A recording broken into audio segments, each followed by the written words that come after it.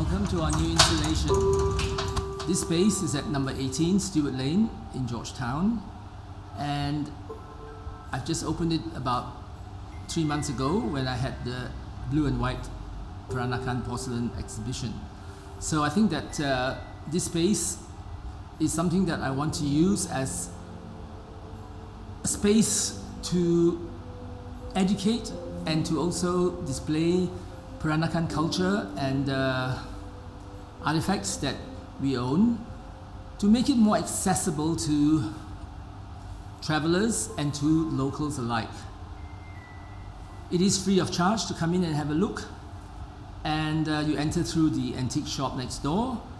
And I think the reason I'm doing it is to basically create some beauty in Georgetown. There is already a lot of beauty, but to help create more of an event space and also to showcase the things that I've collected over the years. So this is a Nonya Baba or a Peranakan wedding bed, and it's one that originates from Penang. We'll go through all the different styles later on, but the Penang style is quite distinctive and is different from Malacca and the Singapore style. So basically you have the valance across the top and the symbols of weddings, the two phoenixes, flowers, and the red color, which is auspicious. And then flanked by these pair of amazing curtains with gold couching on a turquoise silk damask, and in such good condition. I found them together. I bought them together with the bed from a collector this year, and I just couldn't believe my luck in being able to get something in such great condition. Then, of course, we have the decorative finishes. Now, these are quite unusual. They look actually a bit like Aztec design, but I was assured that they were Peranakan design. And when you look at how ornate the whole thing is, every single bit of wood is carved with triple layer. What is unique is, have a look at the storage drawers here that's carved into the beds, and the little drawers up there for the head dresses and the jewels and whatever, so it's birth control, contraception, or whatever up there. And let's walk around it. I set it up in the middle of this room so that you can actually do a 360 around it to see what's actually like from different angles. So have a look at the bedspread. It is such a work of art, and the fact that it has survived intact for so long, and especially the borders. So you look at the colors as well. It's been very restrained. This was obviously owned by someone with a very good taste in colors. So basically a very taupe cream background damask, silk damask, with a combination of both couching and the forbidden stitch. You can see the forbidden stitch on the butterflies and the flowers and the birds. Tiny little knots that are incorporated into the texture of the design. And of course the two phoenixes, which is always the symbol of the Nonyas. As we walk around the back of the bed, you can see a pair of these, what the Hokkiens call Kim Hua Tu, which is basically translated simply, it's the golden flower cabinets. The gilded flower cabinets, and this is the ones for the groom, and that's one for the bride, with the quite simple vanity there.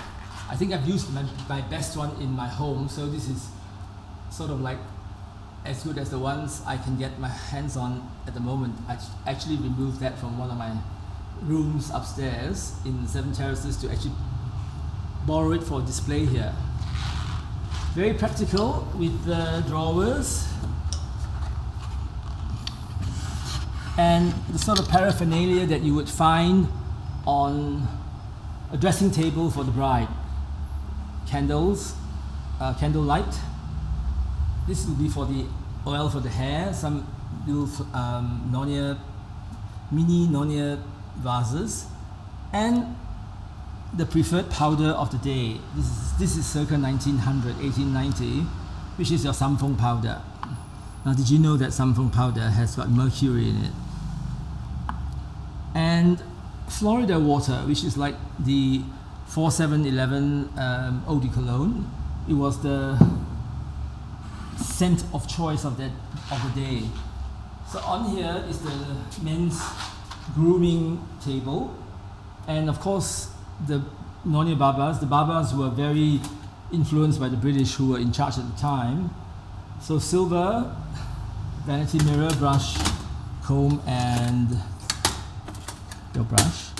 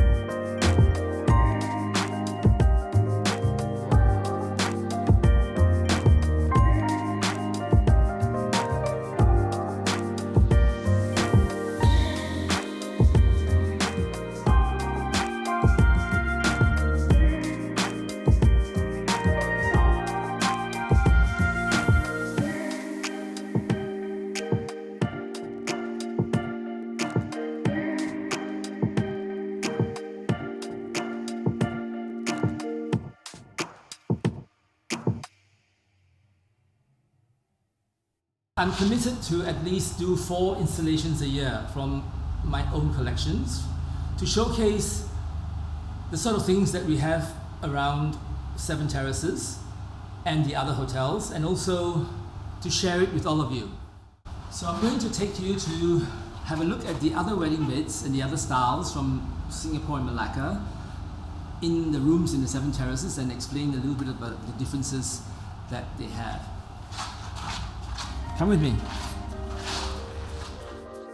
They are known as the confinement bed. So these were made as an adjunct to the main bed after the birth of the child to join onto the front of the main wedding bed. Originally I thought it was for the mother and child to sleep separately from the father, but I've seen them put together and it does make sense, and they're joined in the front of it. There is a slight difference between the two single confinement beds that I have in Seven Terraces. Both of them are in 2 separate suites in the hotel. One is probably more elaborate than the other one, and both about from the late 19th century. The Malacca ones have a slightly less ornate look about them.